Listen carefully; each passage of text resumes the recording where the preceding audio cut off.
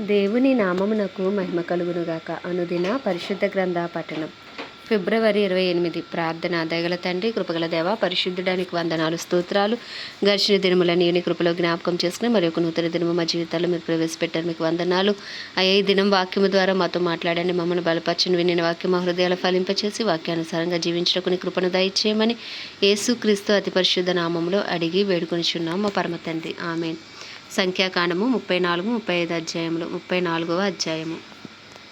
మరియు యెహోవా మోషేకు ఇలాగు సెలవిచ్చెను, నీవు ఇశ్రాయేలీలతో కనాను దేశమున అనగా పొలిమేరల చొప్పున మీరు చీట్లు వేసి స్వాస్యముగా పంచుకొను కనాను దేశమున మీరు ప్రవేశించుచుండగా మీ దక్షిణ దిక్కు సీను అరణ్యం మొదలుకొని ఏదోము సరిహద్దు అనగా మీ దక్షిణపు సరిహద్దు ఉప్పు సముద్రము యొక్క తూర్పు తీరం వరకు ఉండును. మీ సరిహద్దు దక్షిణం మొదలుకొని అక్రబ్బీము కనమ యొద్ద తిరిగి సీను వరకు వ్యాపించును. అది దక్షిణము నుండి కాదేశు బర్నేయ వరకు వ్యాపించి అక్కడ నుండి హసరద్దారు వరకు పోయి అక్కడ నుండి అస్మోను వరకు సాగును. అస్మోను నుండి ఐగుప్తు నది వరకు సరిహద్దు తిరిగి సముద్రం వరకు వ్యాపించును. పడమటి సరిహద్దు ఏదనగా మహాసముద్రము, అదే మీకు పడమటి సరిహద్దుగా ఉండును. మీ ఉత్తరపు సరిహద్దును మహాసముద్రము యొద్ద నుండి హోరు కొండ వరకు ఏర్పరచుకొనవలెను. హోరు కొండ యొద్ద నుండి హామాతునకు పోవు మార్గం వరకు ఏర్పరచుకొనవలెను. ఆ సరిహద్దు సెదాదు వరకు వ్యాపించును. అక్కడి నుండి సరిహద్దు జిప్రోను వరకు వ్యాపించును. దాని చివర హసారేనాను నొద్ద ఉండును. అది మీకు ఉత్తరపు సరిహద్దు. తూర్పు సరిహద్దు హసారేనాను నుండి షెపాము వరకు మీరు ఏర్పరచుకొనవలెను. షెపాము నుండి సరిహద్దు అయీనుకు తూర్పున రిబ్లా వరకు ఉండును. ఆ సరిహద్దు దిగి తూర్పున కిన్నెరెతు సముద్రము నొడ్డును తగిలి ఉండును. ఆ సరిహద్దు యోర్దాను నది వరకు దిగి ఉప్పు సముద్రము దనుక వ్యాపించును. ఆ దేశము చుట్టూ ఉన్న సరిహద్దుల మధ్యనున్న దేశం మీదై ఉండునని వారికి ఆజ్ఞాపించుము. మోషే ఇశ్రాయేలీలతో మీరు చీట్ల చేత పొందబోచున్న దేశం ఇది. యెహోవా 9 గోత్రములకును అర్ధగోత్రమునకును దీని ఇయ్యవలెనని ఆజ్ఞాపించెను. ఏలయనగా తమ తమ పితరుల కుటుంబముల ప్రకారము రూబేనీయులను గాదీయులను తమ తమ స్వాస్యములను నొందిరి. మనష్షే అర్ధగోత్రపు వారు తమ స్వాస్యము నొందిరి. ఆ 2 గోత్రపు వారును అర్ధగోత్రపు వారును సూర్యోదయ దిక్కున అనగా తూర్పు దిక్కున యెరికో యొద్ద యోర్దాను యువతల తమ తమ స్వాస్యములను పొందిరని చెప్పెను. మరియు యెహోవా మోషేకి ఇలాగు సెలవిచ్చెను, ఆ దేశమును మీకు స్వాస్యముగా పంచిపెట్టవలసిన వారెవరనగా యాజకుడైన ఎలియాజరును నూను కుమారుడైన యెహోషువయు. మరియు ఆ దేశమును మీకు స్వాస్యముగా పంచిపెట్టుటకు ప్రతి గోత్రంలో ఒక్కొక్క ప్రధానుని ఏర్పరచుకొనవలెను.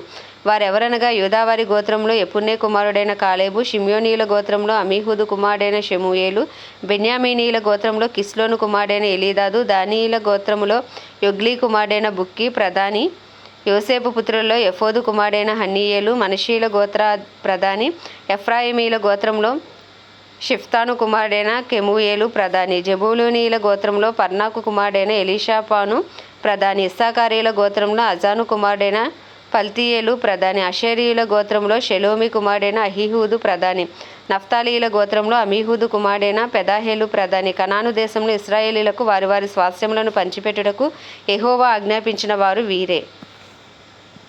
35వ అధ్యాయం. మరియు యెరికో యొద్ద యోర్దానుకు సమీపమైన మోయాబు మైదానములలో యెహోవా మోషేకి ఇలాగు సెలవిచ్చెను, ఇశ్రాయేలీలు తాము పొందు స్వాస్యంలో లేవీయులు నివసించుటకు వారికి పురములను ఇయ్యవలెనని వారికి ఆజ్ఞాపించుము. ఆ పురముల చుట్టూనున్న పల్లెలను లేవీయులకు ఇయ్యవలెను. వారు నివసించుటకు ఆ పురములు వారి వగును. వాటి పొలములు వారి పశువులకును వారి మందలకును వారి సమస్త జంతువులకును ఉండవలెను. మీరు లేవీయులకిచ్చు పురముల పల్లెల ప్రతి పురము యొక్క గోడ మొదలుకొని చుట్టూ 1000 మూరలు. మరియు మీరు ఆ పురముల వెలుపల నుండి తూర్పు దిక్కున 2000 మూరలను, దక్షిణ దిక్కున 2000 మూరలను, పడమటి దిక్కున 2000 మూరలను, ఉత్తర దిక్కున 2000 మూరలను కొలవవలెను. ఆ నడుమ పురము ఉండవలెను. అది వారి పురములకు పల్లెలుగా ఉండును. మరియు మీరు లేవీయులకిచ్చు పురములలో 6 ఆశ్రయపురములు ఉండవలెను. నరహంతకుడు వాటిలోనికి పారిపోవునట్లుగా వాటిని నియమింపవలెను. అవియుగాక 42 పురములను ఇయ్యవలెను. వాటి వాటి పల్లెలతో కూడా మీరు లేవీయులకు ఇయ్యవలసిన పురములనియు 48. మీరు ఇచ్చు పురములు ఇశ్రాయేలీల స్వాస్యంలో ఉండియే ఇవ్వవలెను. మీరు ఎక్కువైన దానిలో ఎక్కువగాను తక్కువైన దానిలో తక్కువగాను ఇవ్వవలెను. ప్రతి గోత్రము తాను పొందు స్వాస్యము చొప్పున తన తన పురములలో కొన్నిటిని లేవీయులకు ఇవ్వవలెను. మరియు యెహోవా మోషేకి ఇలాగు సెలవిచ్చెను, నీవు ఇశ్రాయేలీలతో ఇట్లా అనుము, మీరు యోర్దాను దాటి కనాను దేశంలోనికి వెళ్ళిన తర్వాత ఆశ్రయపురములుగా ఉండుటకు మీరు పురములను ఏర్పరచుకొనవలెను. పొరపాటున ఒకరిని చంపినవాడు వాటిలోనికి పారిపోవచ్చును. తీర్పు పొందుటకే నరహంతకుడు సమాజం ఎదుట నిలిచే వరకు వాడు మరణశిక్ష నొందకూడదు గనుక ప్రతి హత్య చేయువాడు రాకుండా అవి మీకు ఆశ్రయపురములుగా ఉండును. మీరు ఇయ్యవలసిన ఆ పురములలో 6 ఆశ్రయపురములు ఉండవలను. వాటిలో యోర్దాను యువతలు 3 పురములను ఇయ్యవలెను. కనాను దేశంలో 3 పురములను ఇయ్యవలెను. అవి మీకు ఆశ్రయపురములుగా ఉండును. పొరపాటున ఒకని చంపిన ఎవడైనను వాటిలోనికి పారిపోవునట్లు 6 పురములు ఇశ్రాయేలీయులకును పరదేశులకును మీ మధ్య నివసించే వారికి ఆశ్రయమై ఉండును. ఒకడు చచ్చినట్లు వానిని ఇనుప ఆయుధముతో కొట్టువాడు నరహంతకుడు. ఆ నరహంతకునికి నిశ్చయముగా మరణశిక్ష విధింపవలెను. ఒకడు చచ్చినట్లు మరి ఒకడు రాతితో వాడిని కొట్టగా దెబ్బతిన్న వాడు చనిపోయిన ఎడల కొట్టినవాడు నరహంతకుడగును. ఆ నరహంతకుడు నిశ్చయముగా మరణశిక్ష నందును. మరియు ఒకడు చచ్చినట్లు మరి ఒకడు చేతికర్రతో కొట్టగా దెబ్బతిన్న వాడు చనిపోయిన ఎడల కొట్టినవాడు నరహంతకుడగుడు. ఆ నరహంతకుడు నిశ్చయముగా మరణశిక్ష నందును. హత్య విషయంలో ప్రతి హత్య చేయువాడు తానే నరహంతకుని చంపవలెను. వాని కనుగొనినప్పుడు వాని చంపవలెను. ఒకడు చచ్చినట్లు వాని పగ పట్టి పొడిచినను లేక పొంచి ఉండి వాని మీద దేనినైనాను వేసినను లేక ఒకడు చచ్చినట్లు వైరము వలన చేతితో వాని కొట్టినవాడు నరహంతకుడు. నిశ్చయంగా వాని చంపవలెను. నరహత్య విషయంలో ప్రతిహత్య చేయువాడు ఆ నరహంతకుని కనుగొనినప్పుడు వాని చంపవలెను.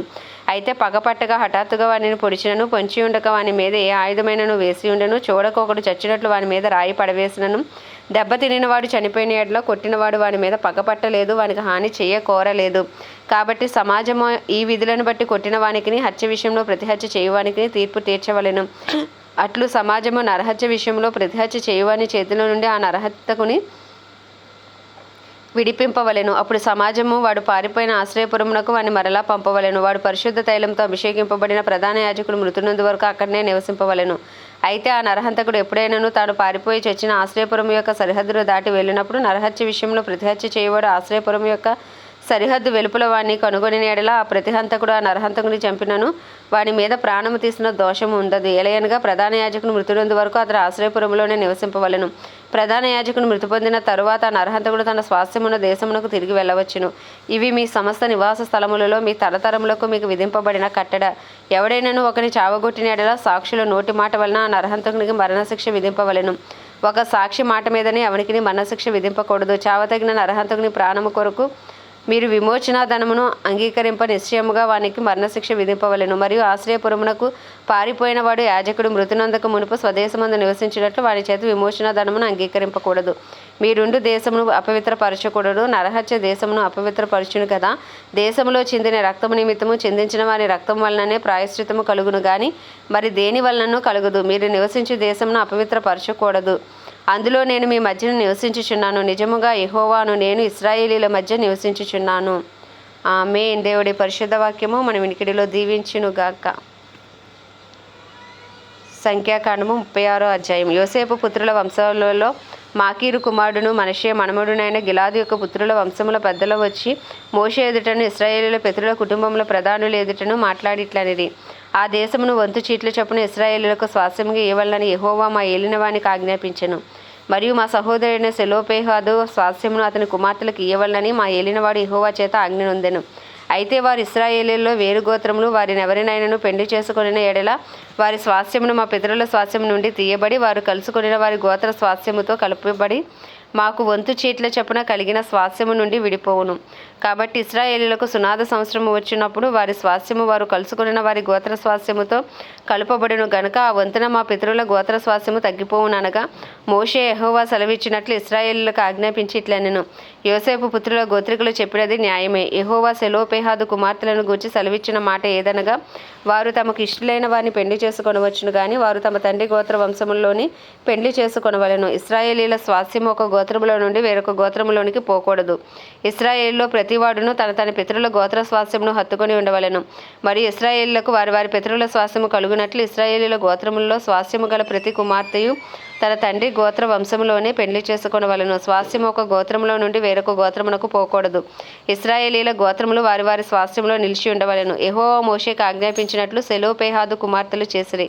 సెలోపేహాదు కుమార్తెలైన Mahlah, Tirzah, Hoglah, Milcah, Noah తమ తండ్రి సహోదరుని కుమారులను పెళ్లి చేసుకొనిరి. వారు యోసేపు కుమారులైన మనషీలను పెళ్లి చేసుకొనిరి కనుక వారి స్వాస్థ్యము వారి తండ్రి గోత్ర వంశంలోనే నిలిచెను. యెరికో యొద్ద యోర్దానుకు సమీపమైన మోయాబు మైదానములలో యెహోవా మోషే చేత ఇశ్రాయేలులకు ఆజ్ఞాపించిన విధులను ఆజ్ఞలను ఇవే. ఆమె దేవుడి పరిశుద్ధ వాక్యము మన వెనుకలో దీవించును గాక. ప్రార్థన. దయగల తండ్రి, కృపగల దేవ, పరిశుద్ధుడానికి వందనాలు, స్తోత్రాలు. జీవాధిపతి, న్యాయాధిపతి, మృత్యుంజయుడా, మహాగణుడా, మహిమా ఘనతకు అర్హుడా, యోగ్యుడా, పూజ్యుడా, కృపను చూపుటకు ఐశ్వర్యవంతుడా, కృపా సత్య సంపూర్ణుడా, కృప వెంబడి కృపతో కాపాడుచున్న దేవా, నీకు వందనాలు, స్తోత్రాలు, స్తుతులు చెల్లించుకుంటున్నాం ప్రభా. మన దిన అపరాధములను క్షమించండి, మా పాపములు క్షమించండి, మా తలంపులు క్షమించు, మా ఆలోచనలు క్షమించు, మా చేతలు క్షమించు అయ్యా, మా నడతలు క్షమించు ప్రభా తండ్రి. అయ్యా నాయన, ఉదయ కాలమున నీ కృప కొరకు వేడుకుంటున్నాం ప్రభా, నీ కనికరం కొరకు, నీ ప్రేమ కొరకు వేడుకొనిచున్నాము అయ్యా. దినదినము నూతనమైన వాత్సల్యంతో మమ్మల్ని ప్రేమించుచున్న దేవా, మమ్మల్ని క్షమించి, మా కుటుంబస్తులందరినీ క్షమించి, వారి పాపం నుంచి విడిపించి, వారికి రక్షణ దయచేయండి నాయన. మా ఇరుగు పొరుగు బంధువులు, స్నేహితులు అందరి కొరకు ప్రార్థిస్తున్నాం ప్రభా. మా పట్టణం కొరకు ప్రార్థిస్తున్నాము. గొప్ప రక్షణ మా పట్టణంలో కలుగును గాకని ప్రార్థిస్తున్నాం ప్రభా. దైవజనులు అందరి కొరకు నాయన, సేవకులు సేవకులందరి కొరకు ప్రార్థిస్తున్నాం. ధైర్యంతో వాక్యం బోధించి అనుకూల సమయంలో వారికి అనుగ్రహించండి. ప్రార్థనాత్మ, విజ్ఞాపనాత్మ, పరిశుద్ధాత్మ శక్తితో అయ్యా నీ బలమైన అభిషేకంతో దైవజనులందరూ యేసు నామములో వాడబడుదురుగా కానీ ప్రార్థిస్తున్నాం. క్రైస్తవులందరినీ రూపాంతరపరచండి, నీ రూపులోకి మార్చుకోండి అయ్యా. నీకే స్తుతులు, స్తోత్రాలు అయ్యా. ఆత్మవరములు కలిగి, ఆత్మఫలము కలిగి ఉండే కృపను దయచేయండి. ఎత్తబడే సంఘంలో ఉండే కృపను దయచేయండి ప్రభా. అయ్యా నీకే స్తుతులునైనా, స్తోత్రాలు ప్రభా. అయ్యా తండ్రి, బుద్ధి కలిగిన కన్యకల వారినైనా, సిద్ధపాటు కలిగిన జీవితాలు ప్రతి క్రైస్తవునికి దయచేయమని వేడుకొంచున్నాం. ప్రపంచ దేశంలో అన్నిటి కొరకు, వాటిని పరిపాలిస్తున్న రాజులు, నాయకులు, వారి కింద పనిచేస్తున్న అధికారుల కొరకు ప్రార్థిస్తున్నాం ప్రభా. నీ చిత్తానుసారంగా వారిని నడిపించండి, వారికి గొప్ప రక్షణ దయచేయండి. ఇంకను సువార్త అందరి గ్రామాలు, ప్రాంతాలు, పట్టణాలు పట్టబడును గాక, సువార్తకులు లేపబడును గాక, సువార్తకు విరోధంగా రూపించబడుతున్న ప్రతి ఆయుధం యేసు నామములో లయపరచబడును గాకని ప్రార్థిస్తున్నాం. ఇజ్రాయెల్ దేశాన్ని జ్ఞాపకం చేసుకోండి. ఇజ్రాయెల్ సరిహద్దులో సమాధానం ఉంచండి. ఇజ్రాయెల్ ప్రజలకు క్షేమం అనుగ్రహించండి అయ్యా. ఇజ్రాయెల్లోని చిత్తము జరిగించండి నాయన. అయ్యా నీకే వందనాలు, స్తోత్రాలు, స్తుతులు చెల్లించుకుంటున్నాం ప్రభా. ప్రత్యేకించి మా భారతదేశంపై నీ కృప కలుగును గాక. మా భారతదేశ ప్రజల మనోనేత్రాలు తెరవండి, హృదయాలు తెరవండి, రాతి గుండెలు తీసి మాంసపు గుండెలు పెట్టండి ప్రభా. భారతదేశంలో నీ చిత్తము జరుగును గాక, నీ రాజ్యము వచ్చును గాక ప్రభా. అయ్యా భారతదేశంలో నాయన శారీరకంగా, మానసికంగా, ఆధ్యాత్మికంగా, రాజకీయ పరంగా, ఆర్థికంగా అన్ని రంగాల్లో భారతదేశం స్వస్థపరచబడును గాక. భారతదేశంలో నీ చిత్తమే జరుగును గాక, నీ రాజ్యము వచ్చును గాక. నాయన మా దేశ ప్రధాని కానీ, ప్రెసిడెంట్, వైస్ ప్రెసిడెంట్లను, వారి కింద పనిచేసిన ఎమ్మెల్యేలు, ఎంపీలు, ఎమ్మెల్సీలు ప్రభా, చీఫ్ మినిస్టర్, గవర్నర్ అందరినీ మీ హస్తాలకు అప్పచెప్పుకుంటున్నాం. నీ చిత్తానుసారంగా వారిని నడిపించండి అయ్యా. నీ చిత్తంలో వారిని బలపరచండి, వారందరికీ గొప్ప రక్షణ దయచేయమని ఉదయకాలమున ప్రభు చిన్ని ప్రార్థనను నీ పాద సన్నిధికి చేర్చుకోమని యేసుక్రీస్తు అతి పరిశుద్ధ నామములో అడిగి వేడుకొనిచున్నాము పరమ తండ్రి, ఆమేన్. పరలోకమందున మా తండ్రి, నీ నామం పరిశుద్ధపరచబడును గాక, నీ రాజ్యము వచ్చును గాక, నీ చిత్తం పరలోకమునందు నెరవేర్చబడుచున్నట్లు భూమి యందు నెరవేర్చబడును గాక. మన దిన ఆహారం మాకు నేడు దయచేయము. ఎలా అపరాధం చేసిన వారిని మేము క్షమించిన ప్రకారం మా అపరాధములు క్షమించి అయ్యా మమ్మల్ని శోధన నుంచి తప్పించమని అయ్యా తండ్రి యేసుక్రీస్తు అతి పరిశుద్ధ నామములో అడిగి రాజ్యము, బలము, శక్తి, మహిమయు నీవే ఉన్నాయని ప్రార్థిస్తున్నాయన అడిగి వేడుకొంచున్నాము పరమ తండ్రి, ఆమేన్. ప్రభు యేసు రక్తమే జయం, ప్రభు యేసు వాక్యమే విజయం, ప్రభు యేసు నామములో సంపూర్ణ విజయం కలుగును గాక. ఆమేన్, ఆమేన్, ఆమేన్. విమానము